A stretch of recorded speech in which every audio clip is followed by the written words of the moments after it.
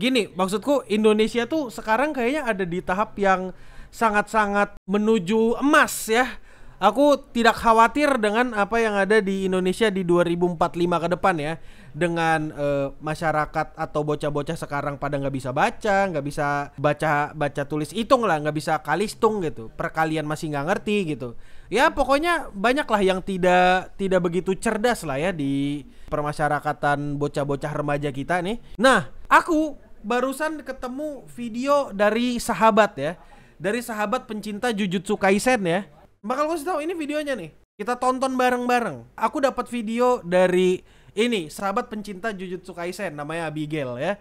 Jadi kalau kau nggak tahu Abigail siapa, pada dasarnya dia orang pinter yang keren. Ya bukan ini, bukan dikasih, tapi aku dikasih oleh algoritma dan aku ketemu ya. Jadi terima kasih ya sahabat Abigail udah bikin konten kayak gini. Ya pokoknya Indonesia emas 2045 tuh bisa dibuktikan dari sebagian besar videoku yang ada di YouTube, yang dimana orang-orang tidak bisa mengambil kesimpulan apa yang ada di video tersebut. Nah ini juga diperkuat sama videonya sahabat kita, sahabat Jujutsu Kaisen. Jadi ayo teman-teman spam Jujutsu Kaisen, aku cinta Jujutsu Kaisen di komentar atau di live chat. Tolong bantuannya teman-teman. Aku kasih aku cinta Jujutsu Kaisen. Ya tolong teman-teman untuk menghargai Abigail kita harus kasih tulisan aku cinta Jujutsu Kaisen ya. Jadi ya di sini kita punya kecintaan yang sama ya, Jujutsu Kaisen ya. Dan di sini ini videonya Abigail ya. Menyala Indonesia emasku. Api elang anjay. Aku sempat komen, aduh lucu banget lagi, makin percaya dan menyala anjing kalau kata gua mah kayak gitu ya. Kita lihat videonya bareng-bareng. Temukan dompet seorang ojol kuras uang di ATM senilai 36 juta dengan PIN tanggal lahir korban. Nah, dari berita tersebut kita sudah menemukan masalah. Dan dari bacaannya Abigail kita sudah menemukan masalah. Masalah pertama adalah ada orang ketemu dompet dan dia nguras duitnya 36 juta. Let's go, pokcem. Nice. Ya, kayak itu tindakan yang sangat tidak tercela dan tindakan yang umum lah ya kayaknya ya. Keren. Makasih. Lain kali kalau aku ketemu dompet bakal ku ambil isinya semua dan ku kembalikan dompetnya ke orangnya kalau isinya sudah ku ambil ya. Ya, kan nemu. Nah, temukan. Masalah kedua adalah PIN. Ya, jadi kalau kau belajar tentang internet security atau masalah digital security, peraturan pertama yang umum adalah jangan ngasih passwordmu tanggal lahir. Karena dongo. Biasanya kayak gitu. Biasanya tidak disarankan untuk menggunakan tanggal lahir. Apalagi untuk menggunakan password admin 1234. Nah, username-nya admin, passwordnya admin 1234. Ya, itu cuma orang dongo yang kayak gitu biasanya. Tapi kan kita kan di Indonesia udah inilah ya, udah cukup cerdas lah ya. Jadi gak mungkin ada yang biasanya ngasih password kayak gitu. Itu tuh biasanya buat password modem. Karena kan defaultnya kayak gitu, mesti diatur dulu. Piremon bugil. Nah kayak gitu ya. Kita lanjut ya, kita mendengarkan lagi nih ungkapan-ungkapan dari pencinta Jujutsu Kaisen ini. Ini beritanya, oke? Sekarang tebak komennya. Wah, komentarnya pasti mendukung ya kan. Itu kan mencuri, tidak baik. Pasti Abigail sampai geram ya sepertinya ya. Makasih Bi. Nih, tebak. Anjing komennya 7.000 anjing. Indonesia. Nih. Indonesiaku katanya. Ih lucu sekali. Gila, aku ngebaca ini kayak ngebaca Jujutsu Kaisen. Ngerasa tolol. Kenapa diambil di ATM, kan bisa di BRI Link. Terus pindah tempat biar agak susah nyarinya. Nice, kita dikasih tips kriminal nomor 1. Damn. Shish.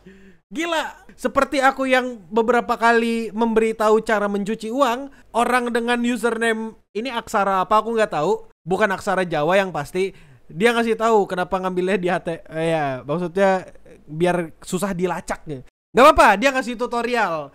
Meskipun tutorialnya rada salah, ya tapi nggak apa-apa. Kita lanjutin. Dia nemu nggak korupsi, betul.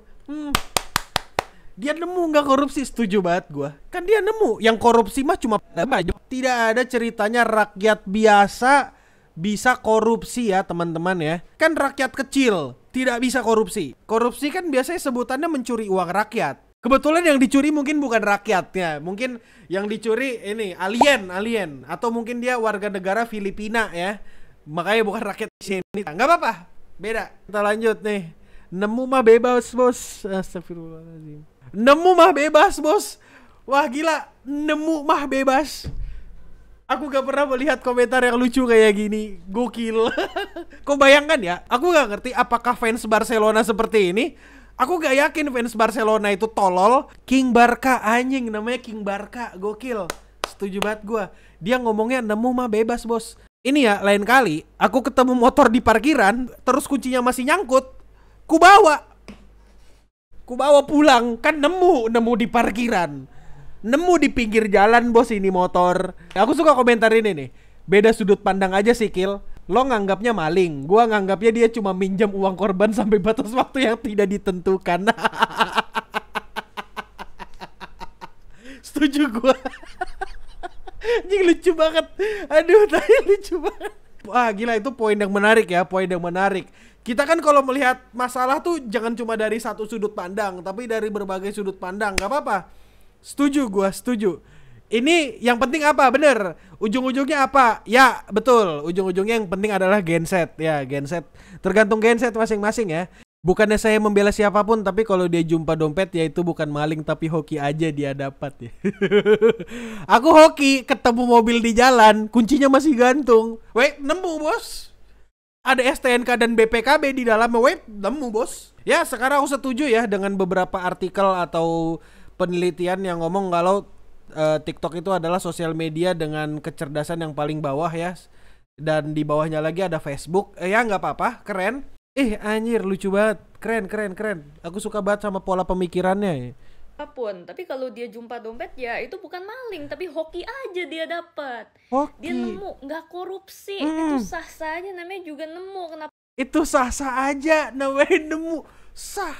Kan ketemu. Kau tahu nggak sih? Jadi gini. Di sekitaran Amerika, di US itu ada di US apa Kanada, aku lupa. Ada satu daerah yang dimana mereka itu punya squatters. Squatters itu kayak ada orang yang ngambil rumah mereka. Bayangkan ada orang maling rumah. Cara malingnya tuh kayak gini. Jadi di luar negeri sana, di barat sana ada peraturan yang dimana kalau rumah ini tidak ditinggali selama sekian hari. Ini misalnya ya, kalau rumah ini tidak ditinggali selama 1 bulan kurang lebih atau seminggu atau berapa lama, orang yang tinggal di tempat itu berhak buat tinggal di rumah itu. Dan yang punya rumah tidak berhak mengusir. Namanya squatters. Cari aja di Google. Dal, mungkin kalau kau ketemu kau bisa kasih Dal. Jadi ada peraturan di barat sana kayak gitu ya. Nah, dengan logika yang sama, bener, namanya juga dia nemu. Orang-orang di bule sana ini juga nemu rumah.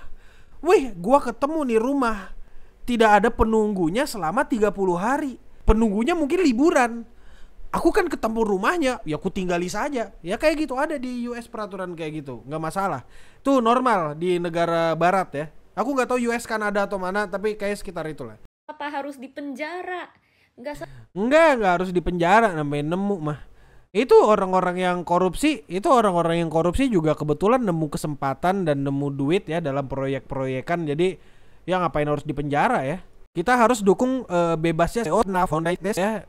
Keren. Karena dia kan nemu kesempatan buat korup. Lanjut. Setelah nemu itu bukan maling. Bukan maling. Oke, ini beritanya. Ya, makasih Bi. Keren. Kau sudah ngerasa putus asa belum setelah ngeliat kayak gini? Aku tidak. Maksudku gini ya. Orang-orang di Indonesia itu kayak teriak-teriak anti korupsi, benci korupsi, hukum koruptor, apa segala. Koruptor itu pencuri, dia mencuri uang rakyat. Orang nyuri, ya itu sama aja kayak korupsi gitu. Sama-sama ada yang dirugikan, sama-sama melibatkan duit-duit juga gitu. Pada dasarnya gini, pemimpin di Indonesia itu adalah gambaran dari rakyatnya sendiri. Kenapa gambaran dari rakyatnya sendiri? Karena dia yang milih. Maksudku ngapain kau milih apa yang tidak kau suka? Kan kayak gitu ya. Aku setuju banget, ini pejabat itu cerminan dari rakyatnya. Jadi kalau misalnya kalian punya pemikiran pengen aman ketika mencuri, ya kalian agak aneh gitu ketika kalian marah-marah ketika ngelihat pejabat korupsi gitu. Beberapa orang di antara kita itu bukan anti korupsi, tapi mereka belum dapat kesempatan aja buat korupsi. Anda belum dapat kesempatan gitu. Kalau ada kesempatan untuk KKN, pasti diterima-terima juga. Contohnya, Kang parkir ilegal. Iya nih, aku benci juga nih. 2000 tidak membuat Anda miskin. Iya, 2000 tidak membuat saya miskin. Tapi 2000 itu akan membuat Anda jadi kaya. Apalagi kalau dikumpulkan sama 2000 yang lain. Dari 100 customer, aku streaming aja, itu cuma dapat 25.000 nih. Kalah sama tukang parkir. Aku setuju, mental pencuri juga ada karena ekonomi di Indonesia yang gak baik. Betul, mau gak mau orang emang niatnya buat survive gitu. Emang ada yang salah aja dari fundamentalnya. Ku kasih tahu kau pikir tukang parkir itu miskin? Kalau kau pikir tukang parkir itu miskin, tukang parkir, let's say di sebuah minimarket itu dalam sehari, let's say pengunjungnya bisa 50 ya. Mereka bayar 2.000, 50 kali 2.000 udah 100.000, oke? 10 hari jadi 1 juta, 30 hari 3 juta. Itu masih mereka cuma kadang-kadang nggak kerja lagi, ya kan? Kalau 100 orang itu bisa 6 juta, bro, ngalahin UMR Jakarta. Guru honorer kalah. Terus habis itu masih ngeluh miskin, kekurangan ekonomi, kasihan lah orang kecil. Ada yang lebih parah dari kau juga, bro. Kalau kau mau tahu, kau tahu aku orang yang sialan, aku orang yang brengsek. Apakah aku akan bayar tukang parkir? Najis. Enggak akan ku bayar tukang parkir, yang lewat mah lewat aja. Aku tahu di tukang parkir dekat sini tuh, di dekat minimarket dekat rumah ini, kan aku parkir ya. Motorku itu udah kelihatan warnanya merah ya. Aku parkir di situ, beli kopi, cuk, langsung cabut gitu. Dia pasti ngomong makasih. Gitu. Aku tahu dia tuh mau guilt tripping supaya aku akan kasihan, aku udah dimakasiin gitu. Dia udah bekerja, dia pasti dia bekerja keras. Aku harus memberikan 2.000 lain kali.